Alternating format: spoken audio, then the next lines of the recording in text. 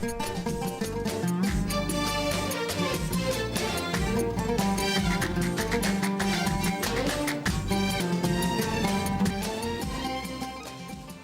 عليكم ورحمة الله وبركاته، مساكم الله بالخير والسعادة والسرور مشاهدينا الكرام، حياكم الله مع مجلسكم مجلس قناة الكاس. اليوم نهاية الجولة 18 من دورينا، واليوم العربي فازوا على نادي أم صال 2-0. قبل كل شيء أول شيء مبروك للعربي هاردك أم صال، وبالتوفيق 11/4 مباراة الله بتكون. زين، جدول الترتيب الدوري بعد نهاية الجولة 18.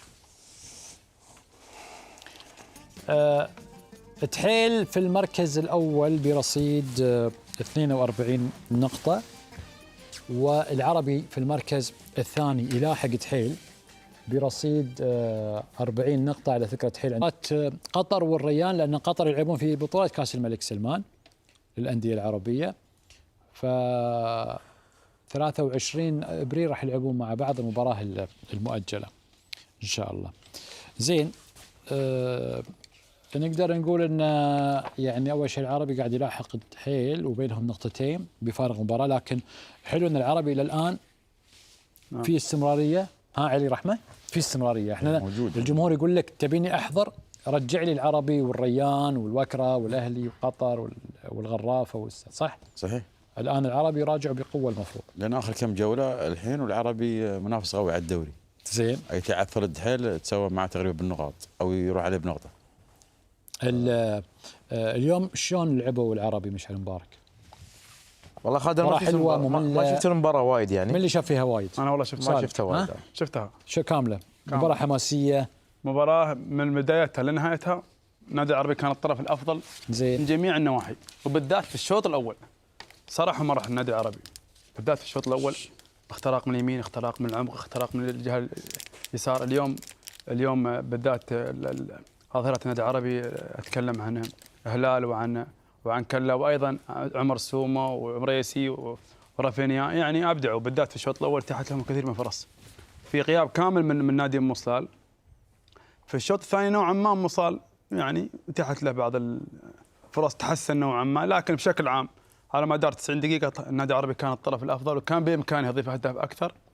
فوز مستحق، اللي يشوفه ام صال اليوم ويشوفه قبل 4 أيام او 5 أيام في نهائي كاس يريدوا يعتقد ان الفريق هذا مش نفس الفريق اللي لعب نهائي كاس. شلون يعني؟ مختلف تماما، يعني الاداء مختلف تماما، من كل أسوأ أحسن أفضل؟ لا، أسوأ بكثير. أسوأ بكثير. وضع مصطلح الحين وضع خطير. طبعا احنا نعذرهم، اليوم لعبوا ناقصين محترف، وفي نفس الوقت اصيب عندهم قلب الدفاع والطلع. لكن بشكل عام هاي الظروف المفروض انها ما تكون موجوده في التوقيت الحساس. الان الفريق مركز قبل الاخير، وضعه صعب جدا. فالفوز بالنسبه للعربي كان فوز بس تفرق وجهات بالدوري عن بطولة نفسيا. نفسيا مباراه يعني لو خسروا وفازوا فيها يعني ما راح تقدم وتاخر، لكن بالدوري صعبه. بس اللي خلاهم يكونون سيئين العربي كان اليوم، هو خلى المصريين يكونون يعني نقول يعني ما كانوا على المستوى. انا يا الربع في شغله في العربي عجبني الحين، اللعيبه المواطنين وايد في تطور كبير عند لاعبين المواطنين في نادي العربي. ابو جاسم، اليوم اذا احنا بنتكلم عن فريق وعن مدرب، بنتكلم بني الكابتن يونس علي. اليوم يونس علي حط التكتيك اللي هو يبغيه في مخه، حتى السيناريو اللي يرسمه في كل مباراه يعني حط بصمته في نادي العربي. يعني من فتره طويله ما شفنا العربي اللعيبه المواطنين قبل المحترفين يلعبون بهالروح، يلعبون بهالقوه. خاصه انا بتكلم لك اليوم عن كلا، فتره طويله كلا كان فتره من الفترات بيوقف اللاعب هاي صح، لكن اليوم عودته الموسم اللي طاف مع الكابتن يونس، اليوم الفرصه اللي خذاها الكبيره من الكابتن يونس اثبت انه هو لاعب جيد ولاعب ممكن يفيد الفريق في اي وقت ويلعب في اي مركز ما، حتى يعني عمل ضغط كبير على حامد كظهير ايمن. صراحه يعني يحسب حق الكابتن يونس على الصراحه العمل اللي قام فيه في الهلال العربي. نحسب له انتدابات القطريين، مفتاح رجع حامد اسماعيل، هلال تنحسب له. اكيد صح. احمد ترى ما شاء الله تبارك الرحمن، حتى حامد راجع مستوى وهلال خالد هلال محمد، اي هلال اللي في الخور شفت اليوم مستوى مختلف تماما، قدم مباراه ولا اروع خالد. بس الشوط الاول خالد اللي عجبني، وعلي قال لك العربي هو اللي فرض اسلوبه على نادي ام صال. خالد شفنا تمريرات حاسمه، شفنا تسديدات من خارج منطقه الجزاء، واحنا نادر ما نشوف الان تسديدات من خارج منطقه الجزاء. شفنا كور عرضيه، شفنا لعب، شفنا يعني لعب من العربي قدم مستوى جدا مميز. نعم.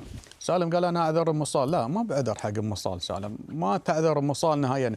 ام صال، اداره ام صال هي اللي خلت الفريق بهذا السوء، هي اللي غيرت المحترفين، هي اللي استبعد لاعب اول امس من عندهم فسخ عقده.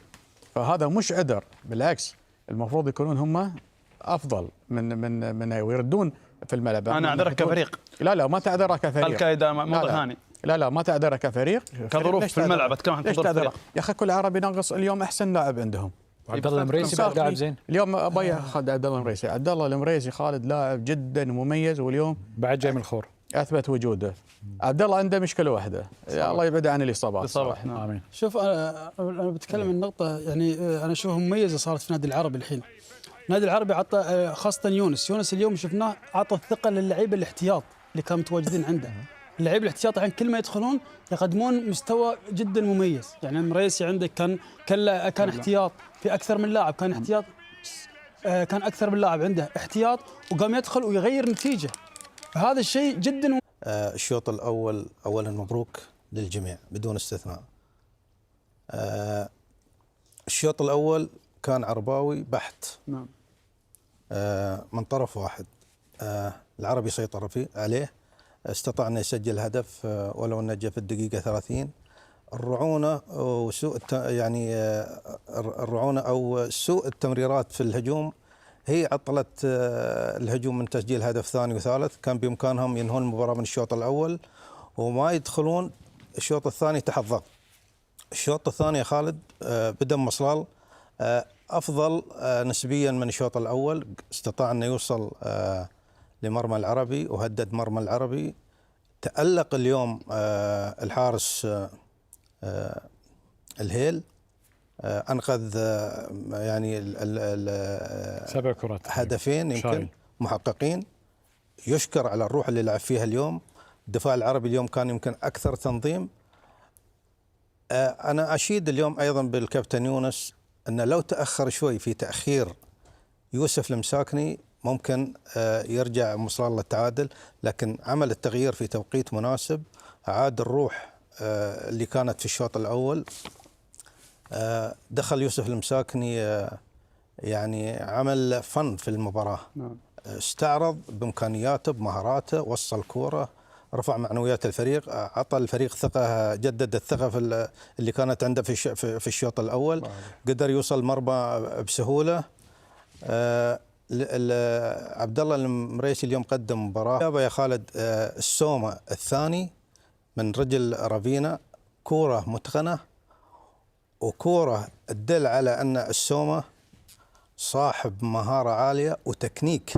الكرة اللعب اللي لعبها يا خالد في عملية التكنيك اللي لعبها، يمكن لو لاعب ثاني راس حربة ما يلعبها بهالطريقة، ممكن يجيبها ويمكن ما يجيبها، لكن عملية التكنيك اللي لعبها في يعني 1-2 لعب بنفسه في الهواء وحطها حط، هذه ما يجيبها أي راس حربة غير أنه يكون راس حربة متمكن وذو الثقة وخبرة. شوف كأنه يلعب يا خالد. شوف التمريره، شفت كأن لا بس حط ايضا التكنيك كأنه يلعب كرة طائرة رجلية، حطها يعني بتكنيك عالي. مبروك للعربي على هالمستوى. نتمنى أن يحافظ على مستواه وعلى ملاحقة المتصدر. وأنا دائما أقول العربي يستحق بطولة هذه السنة، إذا ما كانت في الدوري إن شاء الله في كأس سمو الأمير. يعني لو أنا سألتكم سؤال بس نعم أو لا أساس ما نطول، يعني تطالب باستمرار السومة أحمد الحدان في العربي ولا يرجع الأهلي السعودي؟ السومة والمدرب يونس علي. شو يقول له عبد الله جاسم؟